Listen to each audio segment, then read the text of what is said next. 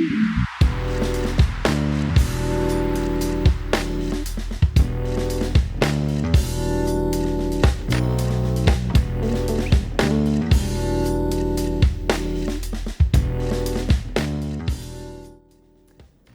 everyone, welcome to our keynote today with Samir Kumar, who is the co-founder and CEO of HabitAware, which is an interesting company and a bit of a departure for us, as I'm sure we'll get into.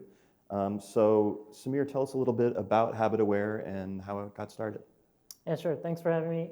So HabitAware started really several years ago when I found out that my wife had a secret she was forced to share with me.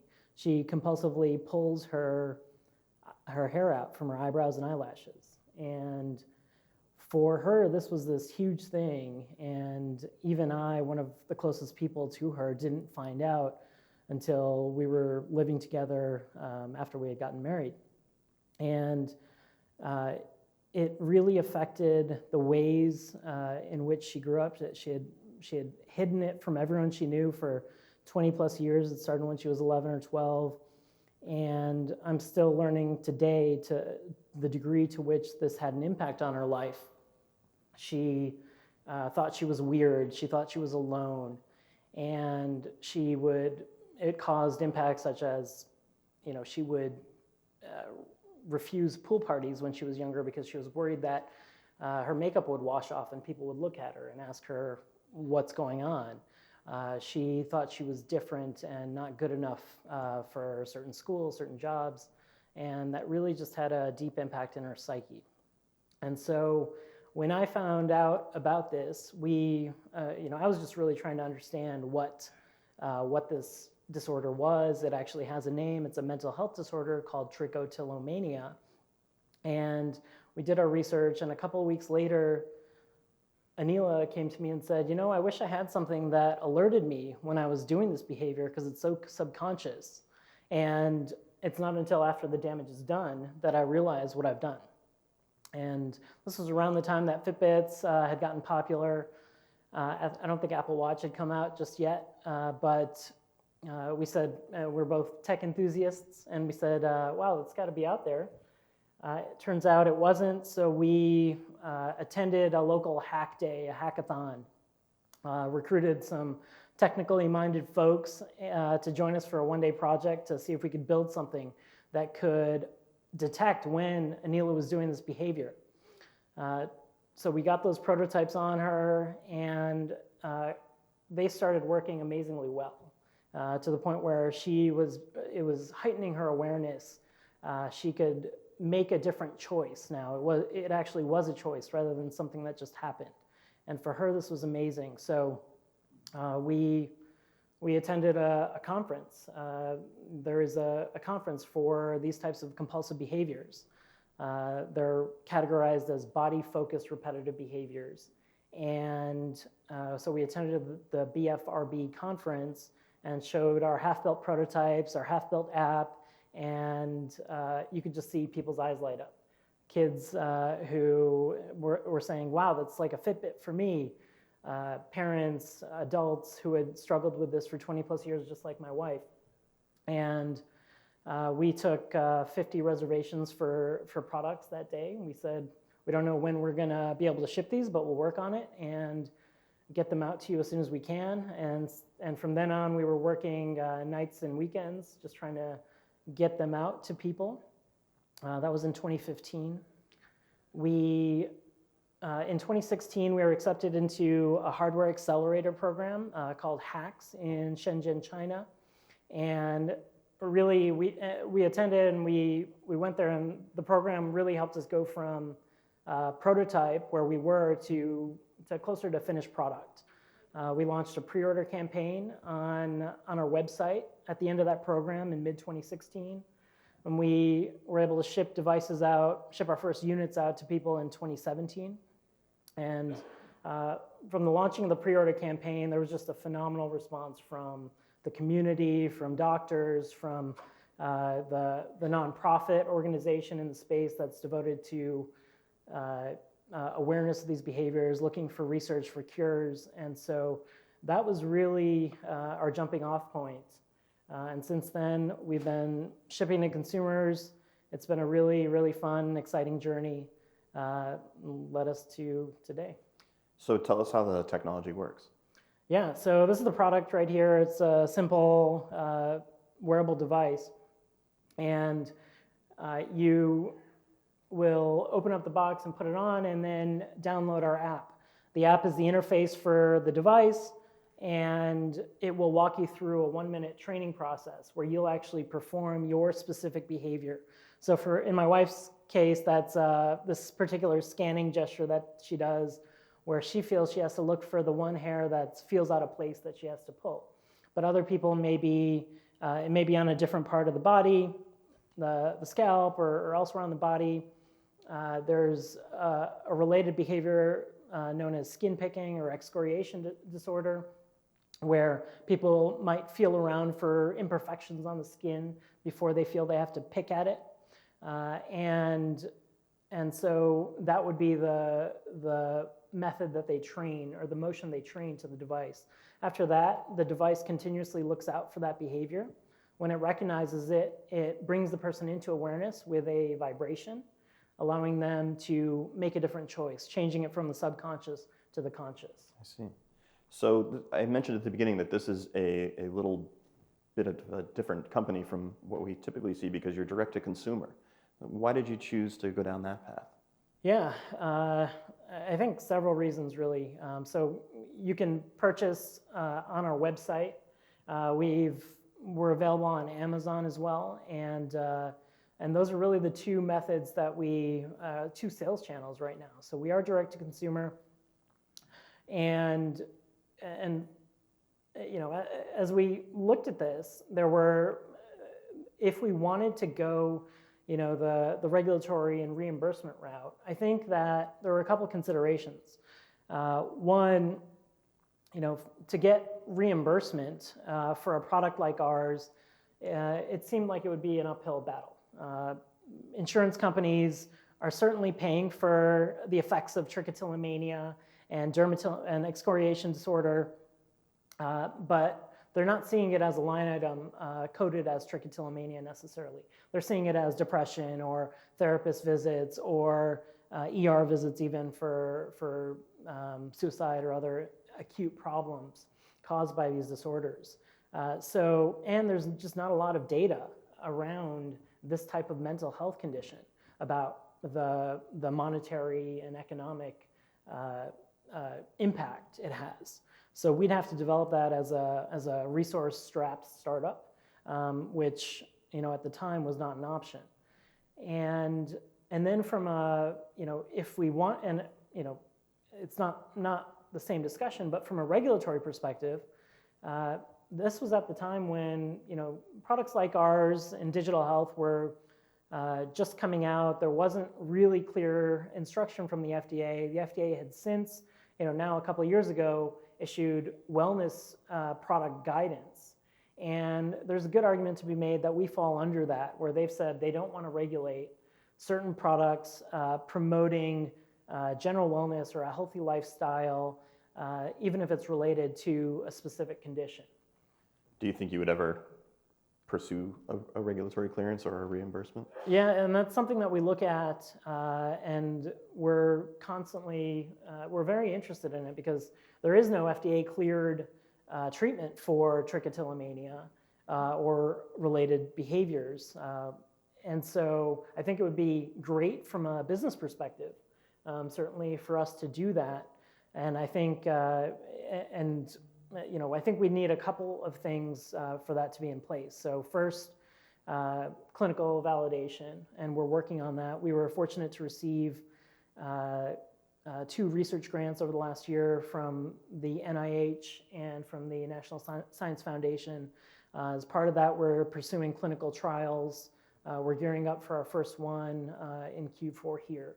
And so I think once we have the clinical data, I think that does open us up to that possibility. But I think we'd also have to think about it from a strategic and business decision. It doesn't make sense. What does it mean? Right now, we're not seeing pushback from providers or from consumers because providers say, oh, it provides awareness when I do this behavior, when my patient does this behavior. They've been asking for something like that for 20 plus years. Right. So obviously your wife's condition was one huge motivator, but how did you choose to tackle how did you choose the habits that you would tackle? Yeah, we felt like we had to really move forward from an authenticity vision for the brand and really saying, hey, we understand this from a first person perspective, from a family member perspective. We know what you're going through. And so we decided to focus very narrowly on trichotillomania and related conditions, nail biting and skin picking. These are, and it happens that the technology works for all of these conditions because really what we're looking for is a repetitive motion at a localized site on the body. And that's what characterizes all of these three conditions. And for us, so that's how we decided on that initial target market. As we go forward, there's certainly opportunities to expand the set, and we're looking at those carefully. Yeah, that kind of leads to my next question, which is what's next for HabitAware? Yeah, really, like I said, we're really focused on continuing the work on these research grants. So they're very work intensive. There's a lot of R&D to continue developing and optimizing and validating the product, and hopefully out of that come some really, really interesting developments. When we came out, into market in 2017, this product was really an MVP. It was very, let's just get the simplest thing that could work. We were blessed by getting a lot of traction, people really resonating with Anila's story and saying, wow, this woman who had this disorder that's been holding me back my entire life, or I can see my kid going down this route. They're saying, wow, look what she's done with it. And so that's what we really wanted to focus on. And now to make good on developing this product out into the product it deserves to be is what we're focused on through these research grants. So hopefully we'll have some really interesting developments to share in the next 12 months or so. And then I think our next focus on that is seeing what other conditions this might apply to. What can you name some of those? It's really exploratory still. Okay. But what I can say is that this idea of awareness, for a particular set of body-focused repetitive behaviors that we have right now, it extends beyond BFRBs to several things we do in our daily lives that are just things that we don't want to be doing, negative habits, things that affect our lives negatively, that the power of awareness, we've seen it firsthand, and it doesn't just apply to BFRBs. So with the app, does the app have, for lack of a better phrase, behavior modification pushes or notifications or suggestions to sort of help with the underlying compulsion? Yeah, there's some right now, but really what we're working on as part of the NIH grant is to incorporate evidence-based treatments into the app. So now you can have not only the real-time reminder from the device, which, as it is right now, consumers have to take that and say, okay, I'm going to make a different choice. But with what we're working on through the app to incorporate elements of behavior therapy for these specific disorders, now we're taking the best-in-class evidence-based treatment, incorporating that with the device and making it more effective, because now we're going to be able to say, this is your history of this behavior. We're going to pull in contextual data about your episode history and say, you've been pulling every day during, at night during the week. Maybe at 7 p.m., we're going to suggest a a breathing exercise or another form of relaxation, whatever works for the customer. And so it can be smart in that way, and we will be able to shoot them predictive alerts and really improve the treatment paradigm right now. And how did you go about funding it? Funding was a challenge. We bootstrapped mostly for a little while. We were fortunate to pick up some funding as part of the HACS program in China. That's run by a venture capital company out in New York. And we also picked up some funding through the local angels and VCs, in addition to the non-dilutive funding we've gotten, so research grants from the NIH, the NSF, as well as some good competitions, business competitions, Minnesota Cup locally. We were a grand prize winner last year, which has helped also. And you're based in the That's Twin right. Cities? Yeah, we are. Well, do we have any questions for Samir?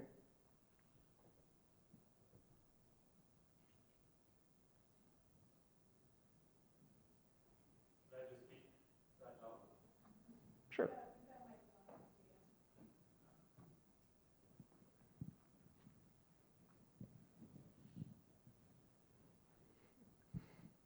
Thanks, Samir, for the talk. Pretty enlightening. I mean, you. hardware is hard, and you're pursuing it. All powers to you. One question in that regard I had was, seeing the Keen app and the hardware that I'm not sure about the technology that's inside the band, but at the time when you were going to the hardware route where you were going to build your own product, how much role did licensing the product to potential manufacturers play in your decision making? Especially how much of a value could it mean to Fitbits and Apples and Garmin's of the world?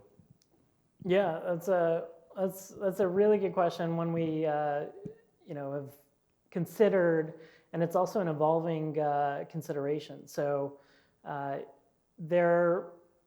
that's because the technology is constantly changing, right? So certainly when we were developing this, Apple Watch had just been announced, in the process of our development. Fitbit is actually a closed platform, so we can't be a third party on Fitbit.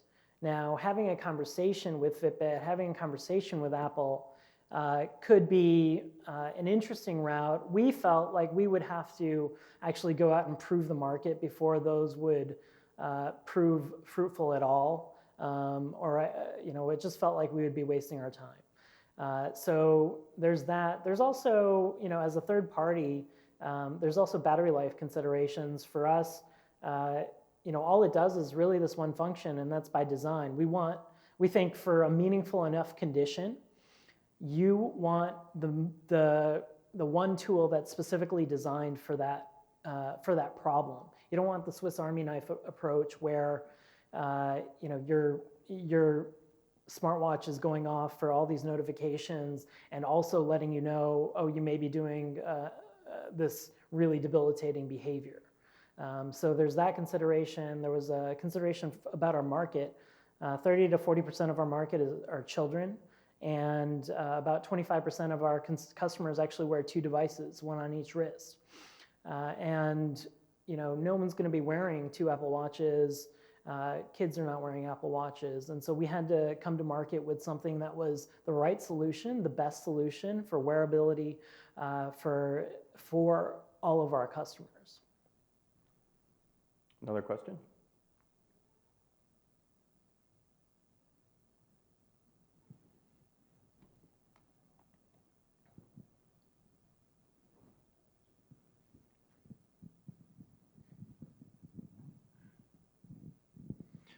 Hi, I'm just curious, you seem to be in the border area of medical device. How are you not a medical device based on the FDA definition of a medical device?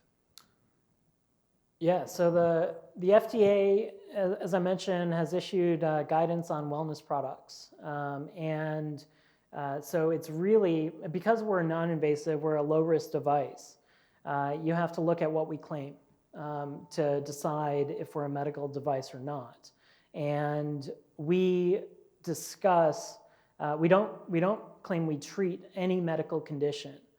So we are simply an awareness tool that you can use to live well with a disorder such as trichotillomania.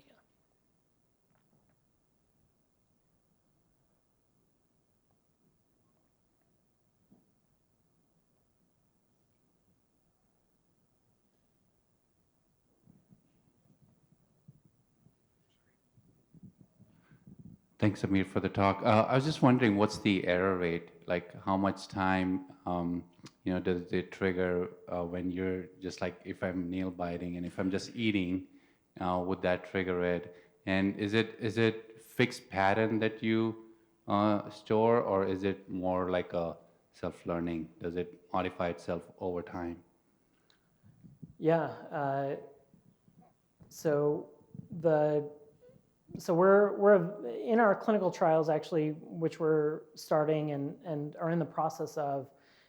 We are getting statistics on the detection accuracy, false positives. What we do have are sensitivities in the app, multiple sensitivities in the app that you can actually use once you train the device after a day or two to tweak various settings to hopefully get the optimal level of true positives to false positives. And that might take a few days. So that's part of actually the work that we're doing, is for the first time really getting a lot of data in to baseline our current algorithm and then improve it, optimize it for the so many different ways that people perform these different behaviors. And as for the ongoing learning, we do use certain machine learning techniques in creating the template, the algorithm to search for that specific behavior. It takes about 2.5 to 3 seconds of you actually doing the repetitive motion before it will vibrate. But we are limited by how much machine learning power you can really put on a small device like this. But they're getting better all the time, and so we're optimistic that we can really put in some nice improvements. Anyone else? Bueller? Well, thank you, Samir. It was very nice talking to you. Thank you. How about a nice round of applause for Samir? Thanks, everyone.